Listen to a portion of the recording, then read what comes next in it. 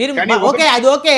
మరి ఇప్పుడు కరేడ్ రైతులు ఆ ఇష్యూ రాష్ట్ర వ్యాప్తంగా అది ఒక పెను సంచలనంగా మారే ప్రమాదం ఉంది. ఎందుకంటే 100 ఎకరాలు రైతుల్ని గ్రామాలే ఖాళీ చేయమంటాం ఎంతవరకు కరెక్ట్ అనేది ఇప్పుడు వైఎస్ఆర్సీపీ కొద్దిసేపటి క్రితం 8,400 ఎకరాలు కొద్దిసేపటి క్రితం జగన్మోహన్ రెడ్డి గారిని తాడేపల్లిలో కరేడ్ రైతులు అందరూ వెళ్ళి కలిశారు. ఇప్పుడు సార్ నేను చూశాను సార్, మంచిది.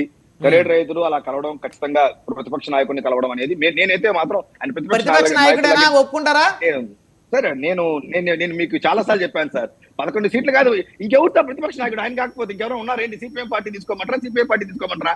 ఉన్నది ఆయనే కదా మాకు. సో మాకు కాబట్టి మేము ఆయనే తీసుకుంటాం. సో ప్రజలు కూడా అలాగే వీళ్ళు కలిశారు కాబట్టి. కానీ నేను చెప్పడం ఏంటంటే, డెఫినెట్ గా ఈ గవర్నమెంట్ చిన్న ఒక రైతు ఇబ్బంది పడినా, 1 ఎకరా రైతు ఇబ్బంది పడినా వాళ్ళని కన్విన్స్ చేసే ప్రాసెస్ లో, కాంపెన్సేషన్ ఇచ్చే ప్రాసెస్ లో ఏదైతే వాళ్ళు జస్టిఫై అవుతారో, ఓకే మాకు ఇలా అయితే మేము ఇవ్వడానికి సిద్ధంగా ఉన్నామని అందరూ రైతులు 99% రైతులు, ఒకరిని మనం సాటిస్ఫై చేయలేకపోవచ్చు, మెజారిటీ ఆఫ్ రైతులు 90% సాటిస్ఫై అవుతారు. అయిన తర్వాతే వాళ్ళు ఈ గవర్నమెంట్ మూవ్ తీసుకుంటుంది తప్ప ఎట్టి పరిస్థితులు తీసుకోదు. ఎందుకంటే ఇది కూటమి ప్రభుత్వం.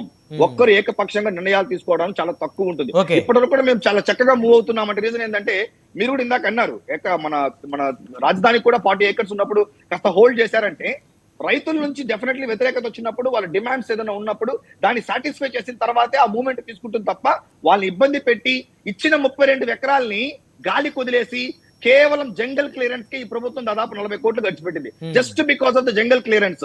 ఇది ఇండియా రికార్డు చెప్పాలంటే, పాలిటిక్స్ లో జంగల్ క్లియరెన్స్ కి ఖర్చు పెట్టిన డబ్బు చెప్పాలంటే. అంటే గత ప్రభుత్వం ఆ విధంగా అమరావతిని ఏ విధంగా వదిలేసిందో మనం చూసాం.